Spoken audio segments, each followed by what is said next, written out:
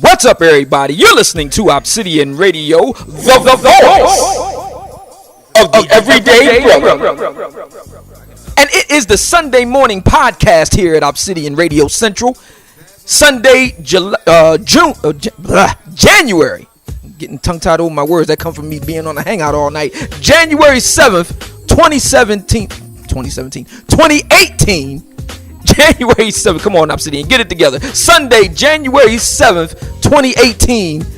Welcome to the program. Glad you could make it. And thank you for listening. I so greatly and deeply appreciate it. 22 minutes past the early morning hour here in the city of brotherly love. And it is a whopping 2 degrees outside.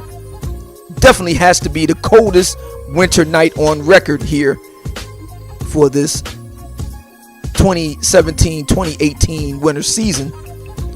And just got finished, hanging out with Black Gnostic Speaks and the Angry Man and all the good folks over at Black Gnostic Speaks channel. He has those marathon hangouts, and I guess it'll be posted up sometime later today if it isn't already. But head on over to his main channel and check it out. I hung out over there. We chopped it up on a whole range of things, and all varied and sundry. And I really appreciate Black Gnostic letting me sit in and chop it up with the good folks, and we had a really nice conversation. It's always lively over there at Black Gnostic Speaks crib, so to speak. Always have a lively conversation. I really appreciate that. All right, ladies and gentlemen, let's get to a couple of topics in no particular order. Past few days, as you might have surmised, yours truly was taking the powder, man. That cold, I had to make extra adjustments for the really cold weather temperatures, and my understanding is it's supposed to snow tomorrow again here in the Delaware Valley, so I'm preparing for that. And so I just decided to just take a powder and just chill, and was going to do something yesterday, but I said nah, I'll wait until tomorrow, and I'm glad I did because I'm feeling really good now, so we can do a proper morning podcast here at Obsidian Radio.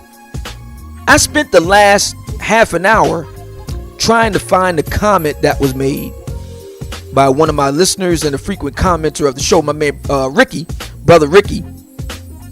And he said something that I wanted to respond to, and I couldn't find it, so I'm going to have to go off of memory and kind of paraphrase his point. He feels that yours truly is wasting my talent in doing the show that I'm doing and the way I'm doing it and so forth. And he says that, I should take a page out of Anthony Brian Logan's book, who has, a very lively channel, lots of subscribers and all the rest of it, lots of hits. And that I shouldn't try to focus on black men or the everyday brother because they're not worth focusing on, and so forth. And he asked the question, who focuses and attempts to market their wares to black men other than sports teams, perhaps, and barbershops? And that's a good question, because I'm not aware of any marketing firms that have attempted to market anything to black men. If anybody out there is interested and does know those numbers, we're in the era of quant here at Obsidian Radio. You know what to do. Put it in the comment section and I'll pursue it further. But I think that's a legitimate question, and I want to answer his question. Then I want to move on to this Michael B. Jordan issue with the Black Panther movie and the projected boycott and all the rest of it. Well, my thing is this, Anthony Brian Logan is successful in part, because of the topics that he talks about. I could easily do what he does. I'm not taking anything away from him. I think the world of him, and I hope that he continues to have continued success. But if I wanted to do news type stuff, I could. Ricky is right. I could do that if I wanted to. And if I wanted to use Facebook and use social media and be active like that, again, I could be successful like that. But that's not what I want to do. Obsidian Radio is something that is unique in that we deal with issues that actually matter at the end of the day. I was talking on the Hangout last night. I find that a lot of black people in particular spend an inordinate amount of time talking about diversionary topics. For example, racism. which is really silly when you sit down and think about it, because this is the 21st century, man. Racism just isn't that big a problem for black people anymore. It's just not. But black people will insist. I mean, they've done studies on this, Pew Research Center and all the rest of it. There are black people out there, a sizable percentage, who honestly believe that racism is the number one problem facing the black community.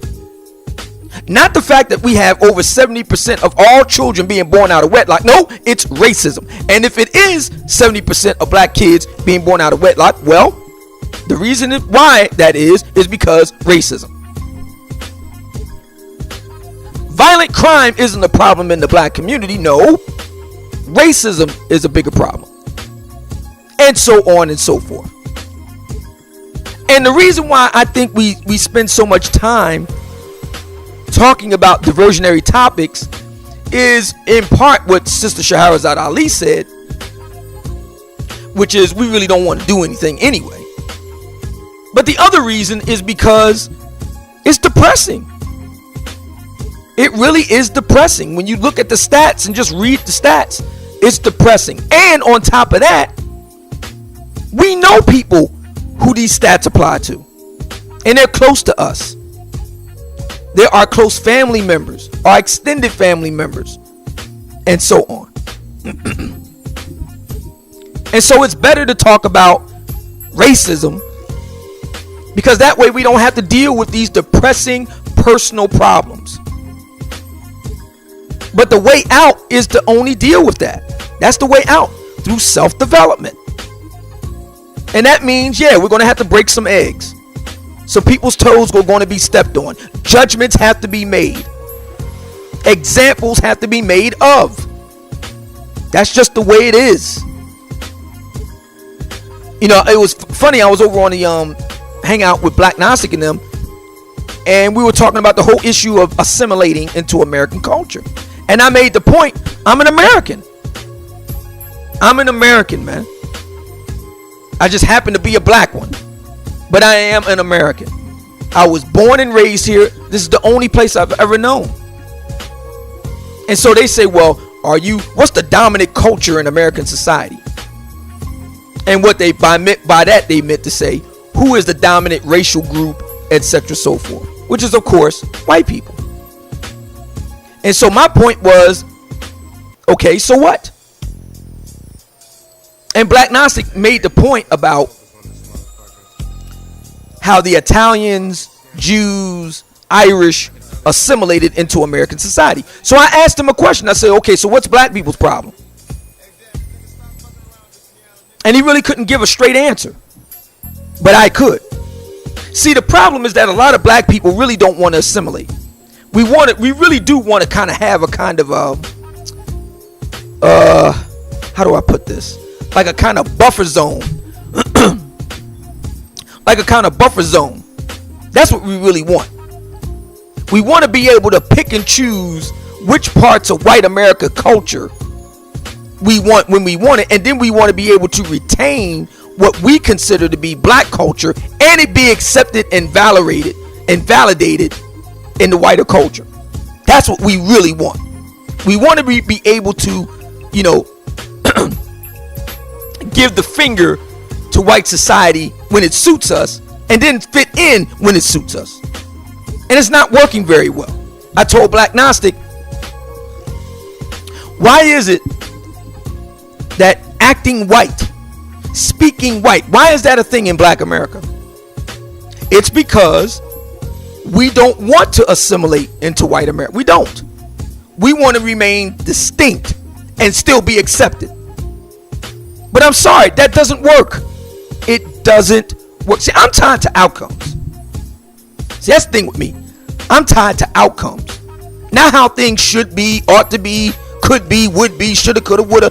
I'm talking about outcomes. Does it work? And it's clear when you look at black America, a lot of black American culture doesn't work. That's just the bottom line. It doesn't work.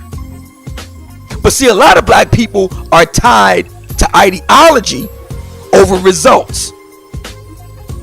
We'll stick with a losing ideology before we pick a winning strategy. This is the reason why black women, for example, hold on to this victim narrative. Because in truth, there's a lot of gold in them hills for a lovable loser. You see, when it comes to the mating piece, black women can be the Cleveland Browns of American women, and they will hold on to that status because there's something to be gained in being a victim. If black women had to go and compete on an open mating market with all the other women, they couldn't use that as an excuse anymore.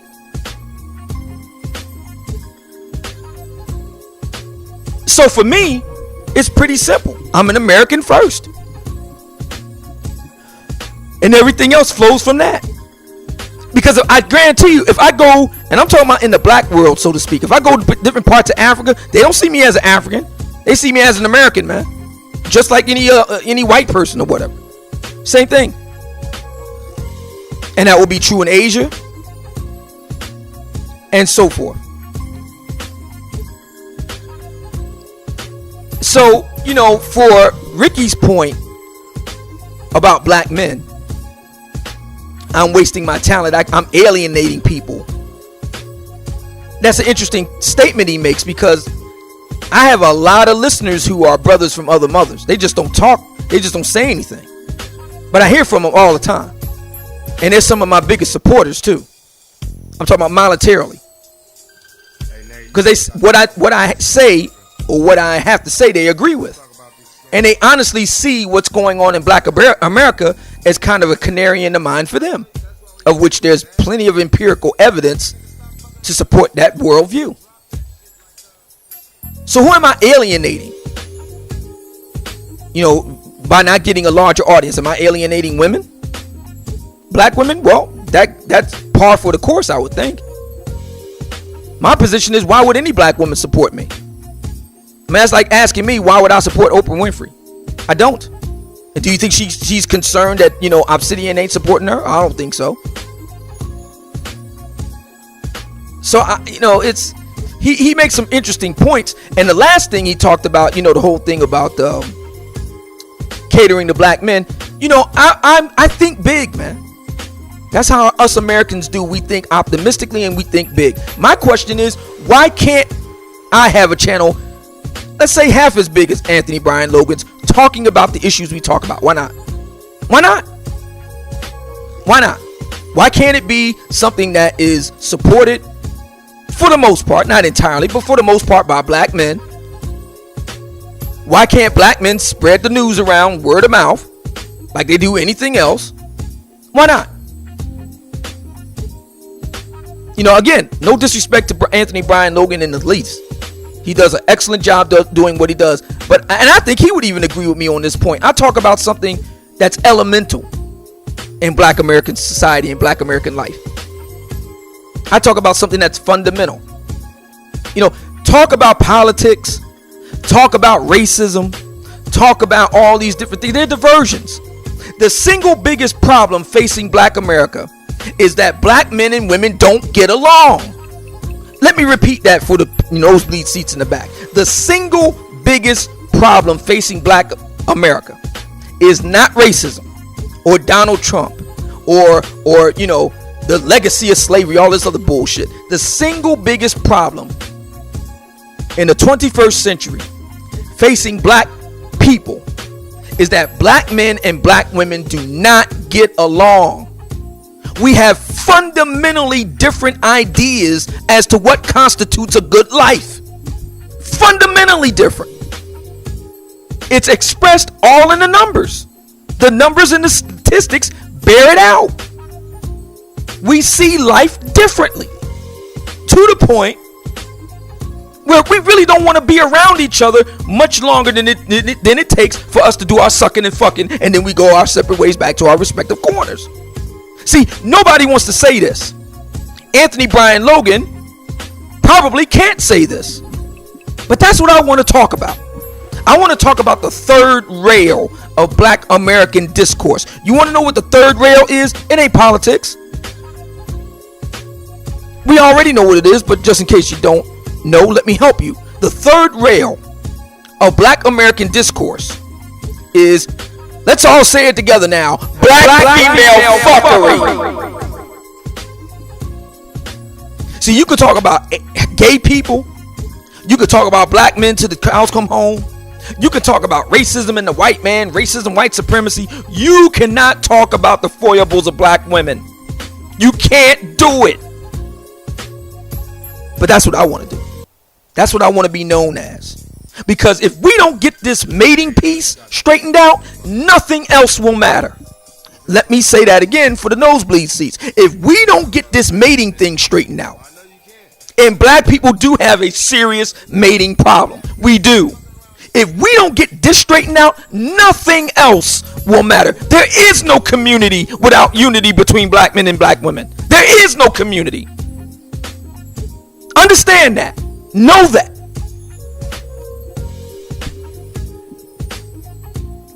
So if you want to talk about the community, we need to be talking about mating. You want to talk about wealth building, we need to talk about mating. You want to talk about building political coalitions, we need to be talking about mating. Everything goes back to fucking. Everything goes back to fucking. It does. It does. Black women are the poorest women in America. Black women are also the least partnered women in America. There's a connection between your marital status as a woman and your wealth portfolio. Oprah, Shonda Rhimes, and all the rest notwithstanding, because there are notable exceptions that prove the rule, the reality is for the rank and file black woman, if you're single, chances are you're broke.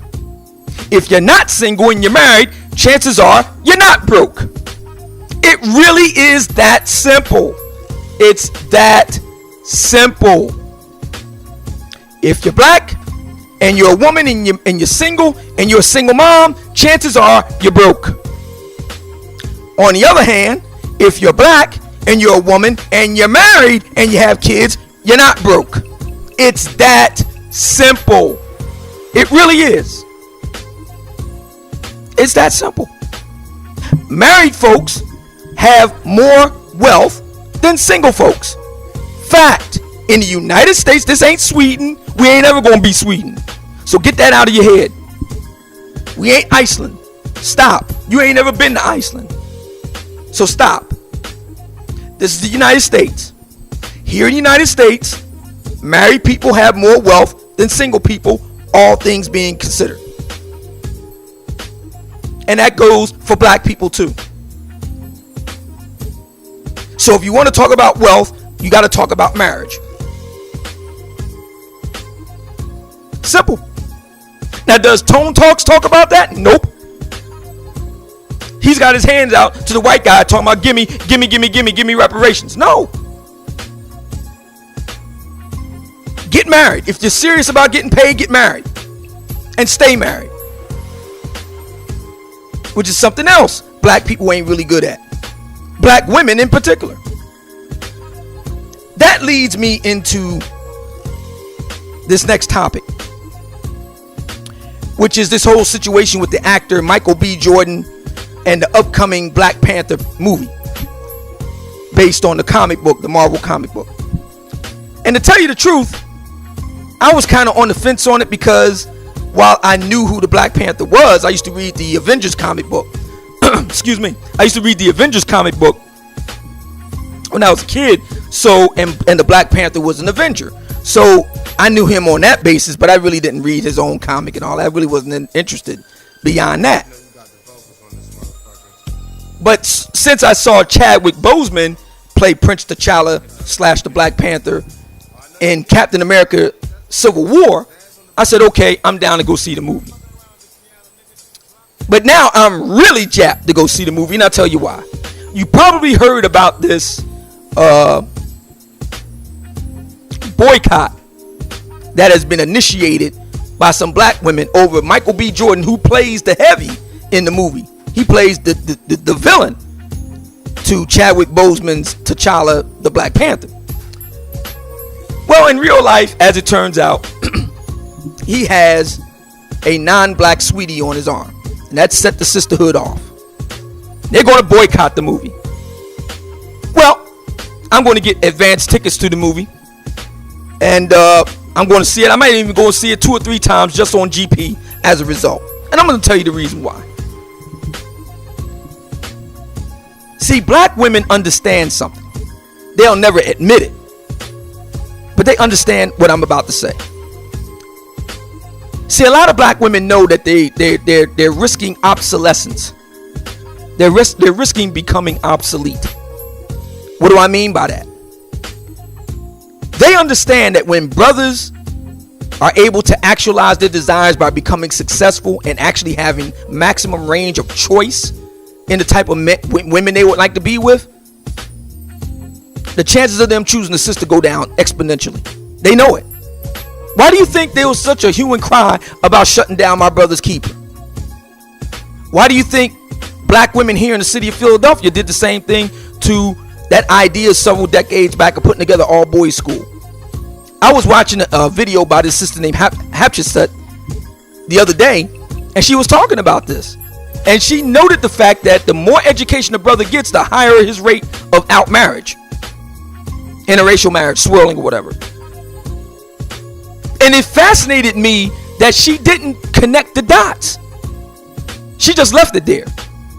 And her thing was to tell the sisters, y'all need to swirl too. How about you guys work on self-development for black men? How about you being better black women so that black men will choose you? How about that? That just didn't occur to her. That idea just did not occur to her. That's fascinating to me. So what will end up happening is Michael B. Jordan will be accused of being color struck. He'll be accused of practicing colorism.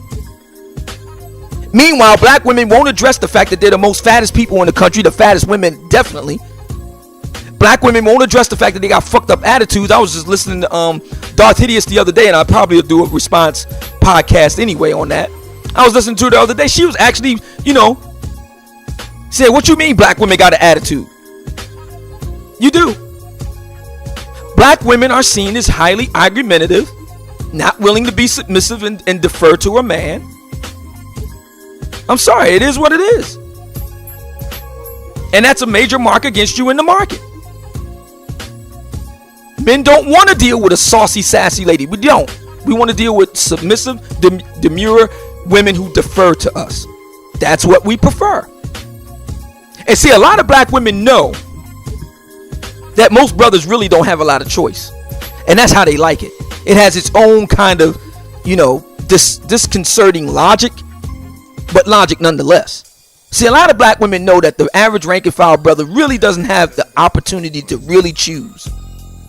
They know it. And the reason why a lot of sisters are really against brothers improving themselves and stuff like that, because they realize if that happens, the chances of them leaving is like goes through the roof. So this is the reason why we see what we see going on in black America. And yet again, like I said, it never occurs to these sisters to improve themselves so that we'll have a better shot on the open mating market for black men. They just don't do it. They just don't.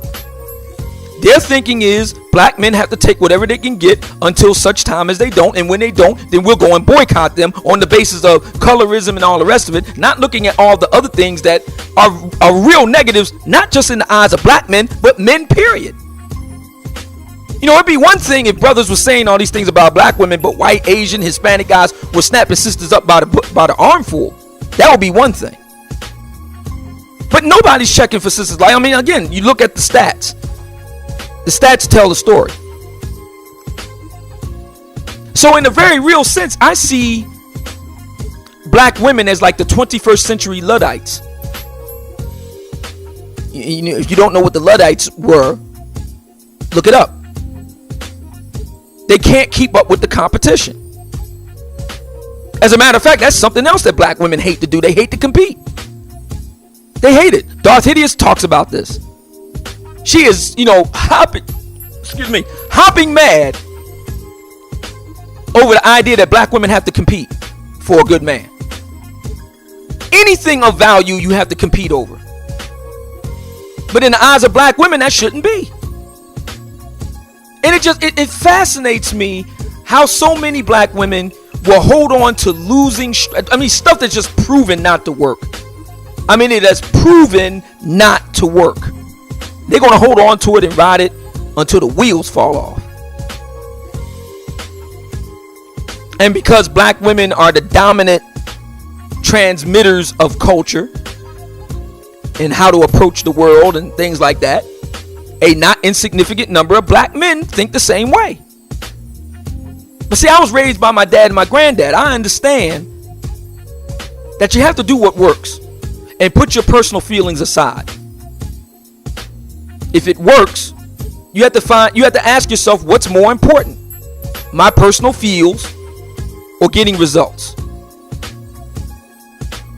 I argue that a lot of black women will ride this, for lack of a better way of putting it, pseudo socio-political argument into the ground, even though the empirical evidence all around them says something to the contrary. Simply put, black men want curvy, not thick, meaning size 20, dress size 24 fat. No, thick, curvy, submissive women who defer to them. That's what black men want. And to be sure, not all black men are in the position of a Michael B. Jordan. So for the Michael B. Jordans of the world, they want that type of woman. And they can't get it in a black covering, they'll get it in a brown covering or a white covering, or a yellow covering, whatever. They'll do that. And nothing black women, see, this is the other thing, talking about outcomes. Black women think that if they just whine and bitch and moan enough, black men will actually change. That doesn't work. It doesn't work. Just last year we was talking about Gilbert Arenas, Kodak Black, Tyrese Gibson. Now it's Michael B. Jordan. It doesn't work. You know what works, ladies? Being in shape, spending all your time on your spare time on your appearance, being submissive and deferential. That's what works. That is what works. And black women just refuse to do it. They just refuse to do it. They'll make up every reason, every caveat, every excuse. They'll deflect till the cows come home. They'll kill the messenger.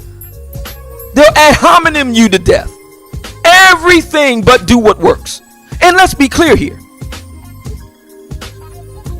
Being beautiful is hard. Looking good is hard work. There's just no two ways about it. You get no argument from me. But so is being successful. I guarantee you Michael B. Jordan went through a whole lot of shit to get where he is right now. I can promise you that. Why shouldn't he want the best? And if he can't get it at home, why shouldn't he go elsewhere and get it? Why not? Black women think that if they can shame and cajole you into mating with them, that you will. That just doesn't work. That works for guys who ain't got no options. It don't work for brothers like Michael B. Jordan who got options. That shit don't work. And so this is the reason why you don't hear a lot of emphasis about boys' education or other ways that black men en masse can improve themselves, because a lot of sisters are deeply afraid, and they're not without some justification that they're being left out in the cold. But the way to combat that is to become more competitive. Lose the weight. Lose the fucked up attitude. Stop banging knuckleheads and having kids with them. That's what you do. Learn to be more submissive. And let me say something else is really explosive for the little Miss Chrissies out there. If you're a real dark-skinned sister, you're going to have to really turn up the femininity. I'm sorry. That's just the plain truth. Just like a short guy has to compensate for his not having height in other ways, you're going to have to compensate for you being really dark-skinned. Not supposed to say that, but it's the truth. Instead of you taking, wow, you really cute for a dark-skinned girl, as a slight, you should take that as a compliment. There, I said it. It's just the same thing as if you're dealing with short guys. It's the same principle. All things being equal, taller guys and lighter skinned chicks get an easier break. It's not an ironclad rule, But it's not something you want to ignore either. Just the way it is. So I talk about issues that actually matter in the black community. And my thing is, I don't see why I can't be successful at that. I mean, it's 2.5 years since I started here on YouTube. I'm still here. I must have done something right to get to this point. There's no reason why every brother listening to this can't take and share this podcast with 5 other brothers that they know every day. Just like I come on the air every day, you should be able to share this with a podcast with 5 other brothers that you know every day. Brothers have got to get out of being so apathetic.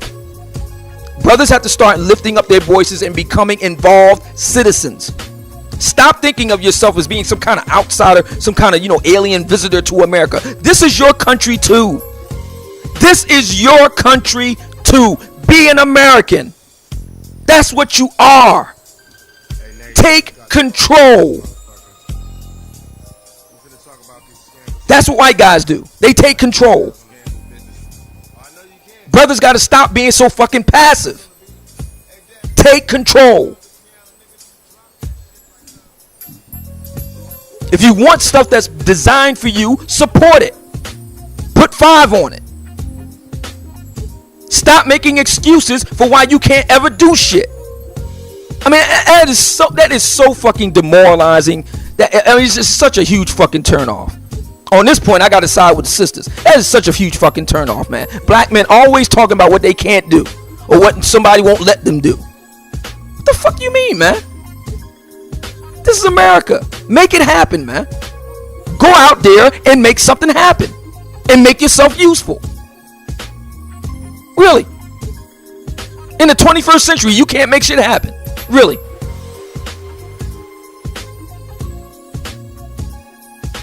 So, as far as I'm concerned, everybody's got a part to play. Anthony Brian Logan plays his. Again, I wish him well. But I have a part to play too, and I want to talk about things that we all really do want to talk about, but we don't. I want to talk about that third rail. Until we get this mating thing straightened out, nothing else will matter. Black women got to stop fucking up. That's just the plain truth. You can go ahead and fling your wooden shoes into the machines, and it'll stop it for a minute, but it won't stop it indefinitely. It'll slow it down, but it won't stop. You have to compete out on the open mating market, and in order to do that, you have to be competitive. Being the most obese group of women in the country don't help.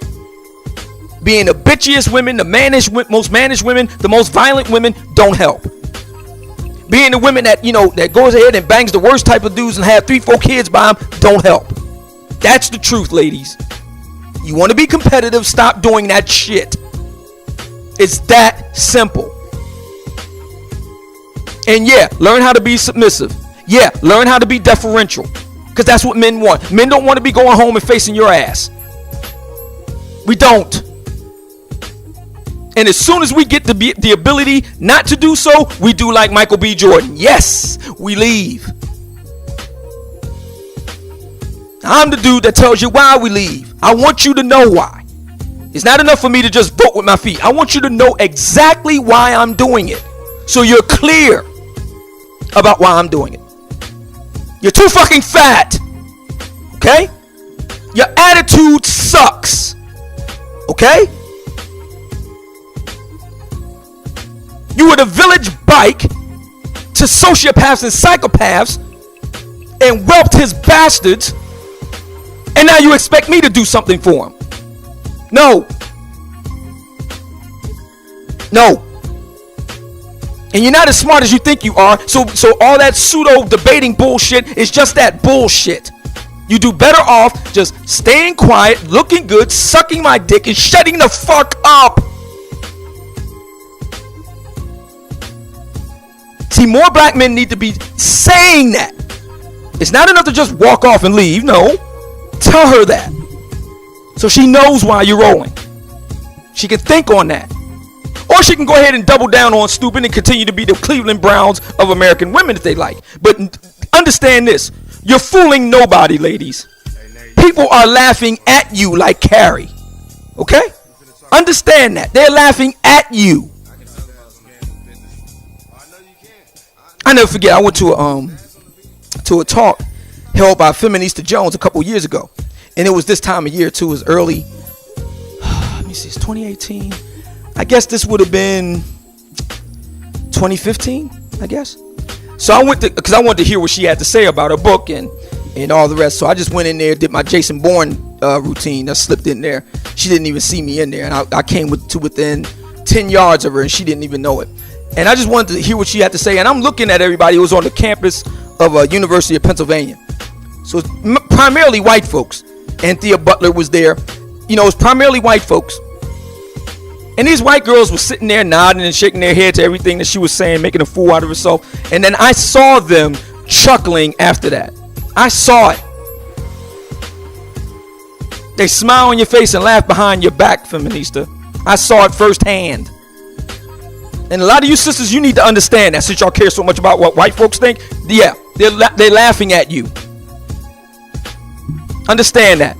Because at the end of the day, they're going to go home and get their Chad. You're going to go home alone. Cold as a motherfucker out there too. So understand that. Black women have to decide if they want to come into the 21st century kicking and screaming, or do they want to go out like the Luddites, throwing their wooden shoes into the machine there. That dog just don't hunt anymore. Just doesn't. That's just the plain truth.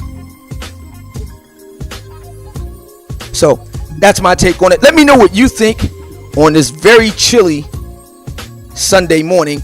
58 minutes past the hour. Still a whole whopping 2 degrees here in the city of brotherly love. You know I'm staying my ass inside today. You're listening to Obsidian Radio, which is 100% supported by listeners like you. And if you like what you heard on today's podcast talk show, heard only on YouTube, then what the heck are you waiting for? Put 5 on it and become one of the 300 Patreons I need to stay on the air getting bigger and better.